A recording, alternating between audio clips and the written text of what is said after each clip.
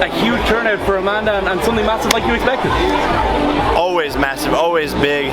The fight keeps on getting bigger and bigger. The excitement's growing. More media every single day. I mean, look at this. Microphones and cameras and shit everywhere. So this is awesome, and I'm excited. Saturday, live on DAZN. Tune in. How important was the visualization there? You held her hand up in the ring like you believe you're going to be doing after the 8th round tomorrow on Saturday. 100%, and knew. You know, I know Amanda's going to win, and she knows it as well.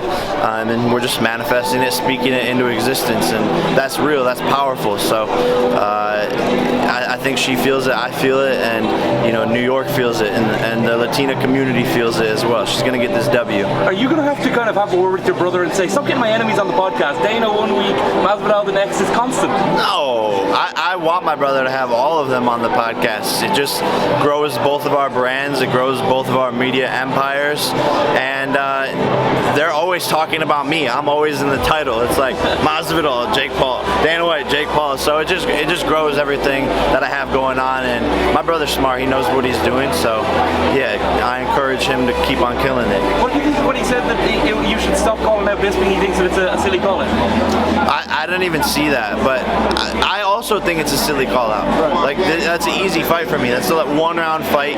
He's an old guy, but here's the thing. Here's the thing about me. Here's the thing about me is if someone talks shit, I have to fuck them up. You see, I have a fucking problem in my head. If someone talks shit, let's fucking settle it in the ring. Let's see if you're really about that or if you're just talking on Twitter. You feel me? So these guys who think they're so tough, these UFC champions who think they're so tough, I'll beat the fuck out of all of them. And I got time.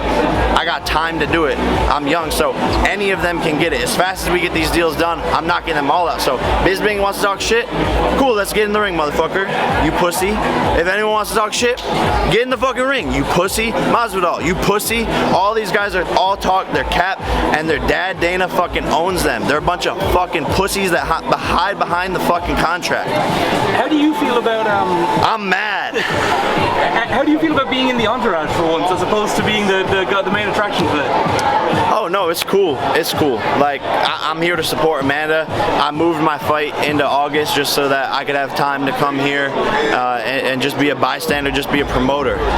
With Canelo, Kamaru Usman's manager has said that, look, he only fights people with 5,000 followers. Eddie Hearn's come back and said, look, it doesn't matter how many followers you are. If you're criticising the resume of Canelo, you're stupid. Just your thoughts on, obviously, Canelo's fight with Bivol and Kamaru Usman's manager's comments. I think Kamaru Usman's manager is right in this sense. You know, even though he's a rat, we all know he's a little scumbag criminal, liar, got kicked out of a country. So I think his manager's a piece of shit. Don't get me wrong, but I think he is right in the sense that Canelo is ducking a lot of people.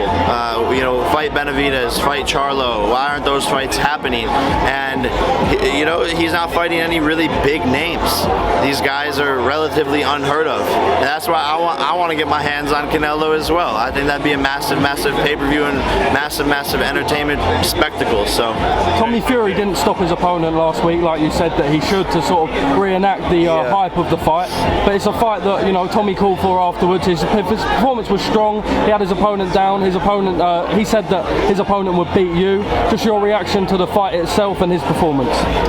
The guy's delusional. You know, it was an embarrassing performance. His opponent, they're both unathletic idiots. Like, it just looked like two unexperienced boxers going at it, and Tommy just was a little bit better, a little bit more prepared, but he gassed easily. He had the guy hurt, couldn't get him out of there.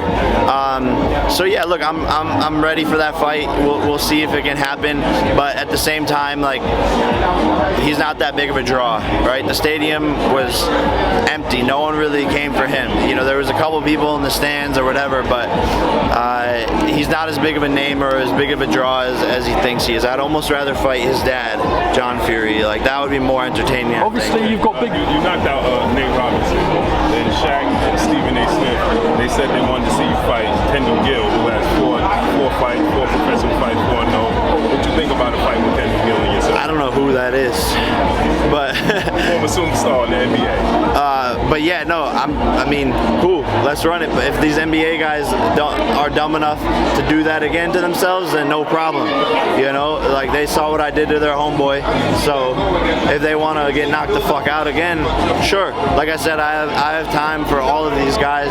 I'll fight anyone. I don't give a fuck who it is. Even if they want to come and get some sparring in, let's run it. Now, what would happen? Did Logan ever get paid with the situation with Floyd Mayweather? Nah, not yet. Floyd Mayweather's broke. You know, that's what a lot of people don't realize. He gets these big checks and doesn't pay the taxes on it. And then the IRS comes hunting him down later. He owes a lot of people I know money. And Logan's deep down on that list, so I don't know if Logan's ever going to get paid. It's kind of fucked up. Jake Paul versus Conor McGregor. McGregor's got a lot of size on recently. Does that excite you? Does what? Conor McGregor? What about him? He's put a lot of size on recently. I don't know if he's looking to make a boxing comeback. So I don't give a fuck about him, to be honest. Yeah, I think he's all boosted up on testosterone, putting on a bunch of weight. His cardio is going to be even worse now. You know, all that muscle needs more oxygen. So I don't know what the fuck he's doing. He's over the hill. He's washed up. He's a loser. He's a drunk. He's an alcoholic. And if he wants to make a bunch of money and get knocked out by me, then let's run it. But other than that, like, I really don't give a fuck. Ashton Slide, you signed him up recently. Any other fighters you're looking at? Because he's a serious talent. No, right now, Taylor Serrano and Ashton Silv. You know, we got some work to do with Ashton. We gotta get him massive paydays, put him on some big cards, and that kid's a superstar. So, you know, we already have our hands full, and we're growing the company slowly and doing it the right way. Come to the UK. What? Come to the UK. There's loads. Maybe. I might pop out there. Jake, we see that Madison Square Gardens is going to be lit up in the Puerto Rican colours and the Irish colours for Katie Taylor. You said that you delayed your camp to come down here. Does that show, first things first, how much you care about your fighters and how much you are committed to the sport of boxing? 100%. You know, I'm gonna be in this sport for a long time, and this is my first fight as a promoter. So I gotta show out and bring the numbers and bring the excitement, and that's why I'm here, and that's why this is so important to me. And Amanda Serrano deserves her team to be out here repping full on. So yeah.